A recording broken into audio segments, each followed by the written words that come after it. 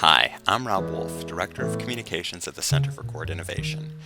During a visit to the Colville tribes in Washington state, I had a chance to interview a number of different people about peacemaking, which is a traditional Native American approach to justice. In an earlier podcast, I spoke with two elders and a client about their experiences with peacemaking.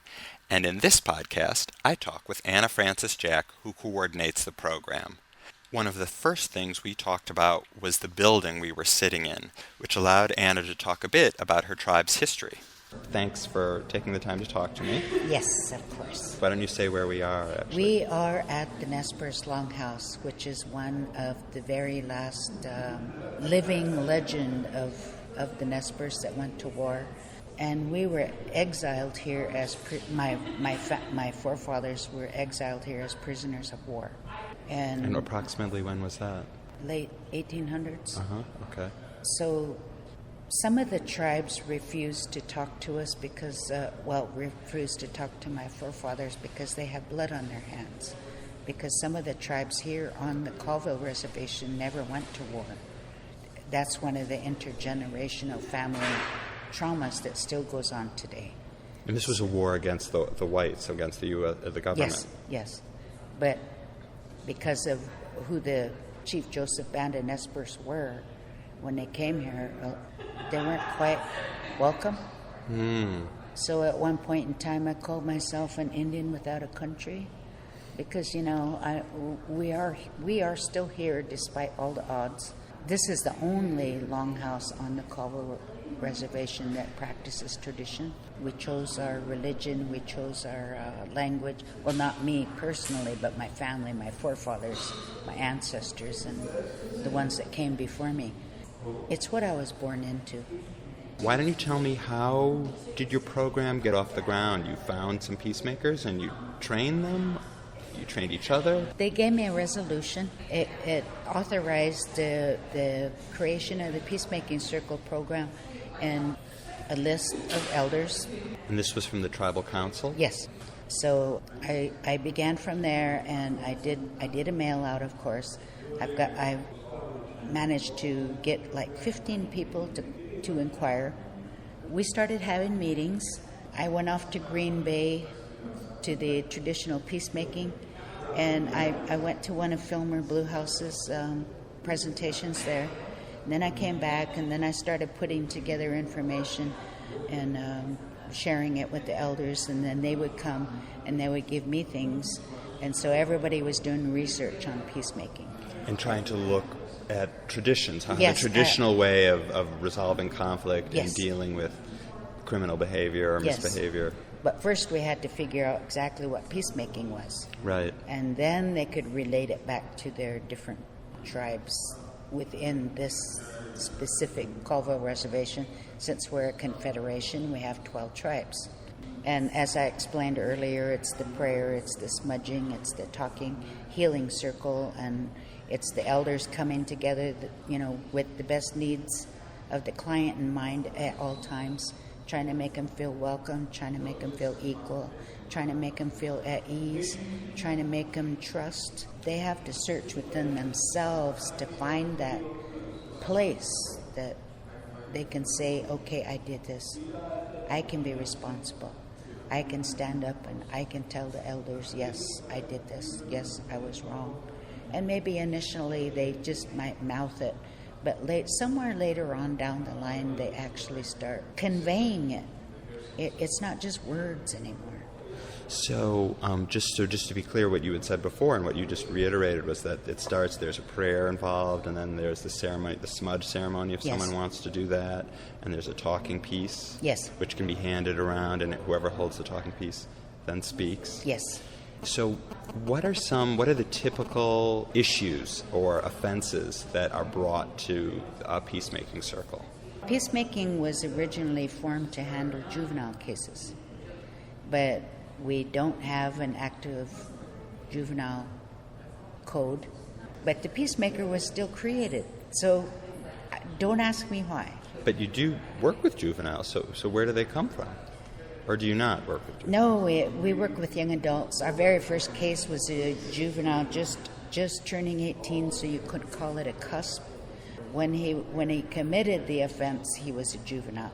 But when he finally made it to court, he was 18 years old. He had 4 offenses against him that involved a person that found themselves with 3 other people where they entered a house and eventually shot off a gun, which had 3 or 4 adults and also some minors in the home. I know you've also spoken about dealing with serious assaults. Yes, a majority of our cases now are domestic violence. And the last 2 that we had, they referred both the man and the woman because it takes 2 to heal over this very serious offense. It goes against how we want to look at a person holistically. We want to heal them inside out, but it needs to be both the man and the woman because the offense was against one another. Is there a protocol for how long a session lasts or how many sessions you have? Or is that something fluid that is decided upon case by case? It takes its own life. It depends on where the person is at in their personal life. Some of them are really into alcohol and, the dysfunction in the home. Others have already been working on themselves and have only seen us 4 times and they're on with their life. Others have I know one client who has been with us going on 10 months now. His attorney wrote me a letter saying that he had known this boy turned into a man for over 2 decades, representing him in the court. He said, I'd like to really thank you for what it is that you and the elders do, because I haven't seen or heard from him since he joined Peacemaking. So he's been staying out of trouble, in other words. He's been staying out of trouble. So it's a very intimate process, isn't it? It is. I mean, what I've learned today is, among the things that peacemakers do, they'll relate their own stories about their own, perhaps, troubled pasts or conflicts in the past to offer instruction or to offer some kind of model to the client or an example. I guess to mirror. We mirror back what we've gone through, and a lot of them realize that they're not in this on their own. Mm-hmm. There's somebody that cares for you. There's somebody that prays for you. There's somebody that's there for you. There's somebody there that can listen. There's somebody there that will pick you up once you fall. If you fall down and if you do your drugs or do your alcohol, pick yourself back up, because we've all been there. Majority of us, some of us had never. But it's each and every elder that had, like Matthew was saying, it's each and every elder that offers their little piece of information that makes it so much more full. Right. That, the little pieces all together make a much more impact on the client.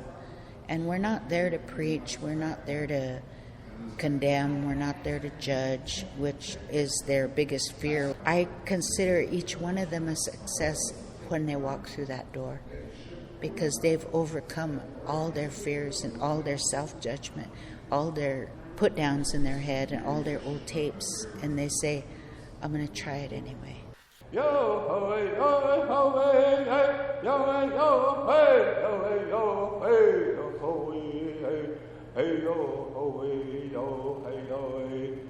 That's the voice of Ray Deal, who is a peacemaker with the Navajo Nation who was with us on the Colville Reservation. Towards the end of our conversation, I asked Anna about the first peacemaking case, the one she'd mentioned earlier about the 18-year-old charged for being with a group that had discharged a gun in a home. She said he dropped out of peacemaking, but then returned a while later, ready to serve both the jail sentence imposed by the court and to participate again with his group of elders in peacemaking. And he tells me, I want to go back through peacemaking.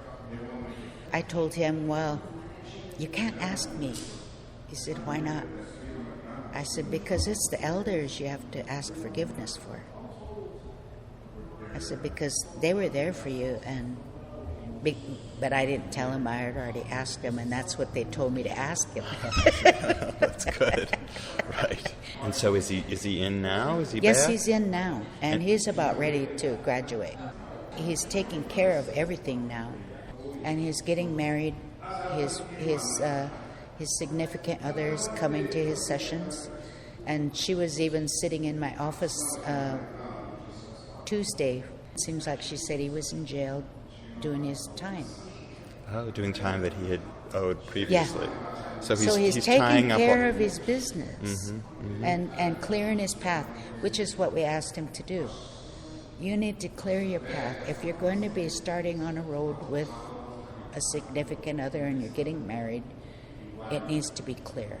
And he's also the one that asked one of the elders to sweat with him because he wanted to have that as part of his healing. And the sweat is a religious to go into ceremony. the sweat house and pray and ceremony and ritual and do all the things that are significant. And they did it. And I think he's going to be a future peacemaker because Matthew's always telling everybody, when you come into peacemaking, after you graduate here, you're a peacemaker. So you don't have to be an elder per se. No. You don't have to be an older, No. long-standing member No. of the community. You can be a young person. That Yes. makes you an elder as well. Yes, it does. Or it makes you a peacemaker, I mean. I think we'll have to conclude with that happy note. Okay. That I've been speaking with Anna Francis Jack, who is the coordinator of the peacemaking program for the Confederated Tribes of Colville. Yes. So I'm Rob Wolf, Director of Communications at the Center for Court Innovation.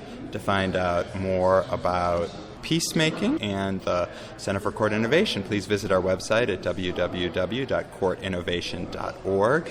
And you can also subscribe to this podcast on iTunes. So thanks very much, and thanks for listening. Yo ho hey, yo hey, yo hey, yo hey, yo hey, yo hey, yo ho hey, hey yo ho hey, yo hey, yo hey, yo hey, yo hey, yo ho hey, yo hey, yo hey, yo hey, yo hey, hey yo hey.